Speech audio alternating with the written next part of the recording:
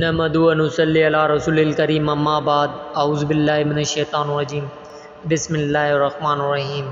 حدیث نبوی ہے، جب کبھی عمر رضی اللہ تعالیٰ عنہ کے زمانے میں قید پڑتا تو عمر رضی اللہ تعالیٰ عنہ عباس ابن مطلب رضی اللہ تعالیٰ عنہ کے وسیلے سے دعا کرتے اور فرماتے کہ اے اللہ، پہلے ہم تیرے پاس اپنے نبی کریم صلی اللہ علیہ وسلم کا وسیلہ لایا کرتے تھے تو پانی برستا تھا، اب ہم اپنے نبی کریم صلی اللہ علیہ وسلم کے چچا کو وسیلہ بناتے ہیں تو ہم پر پانی برسا۔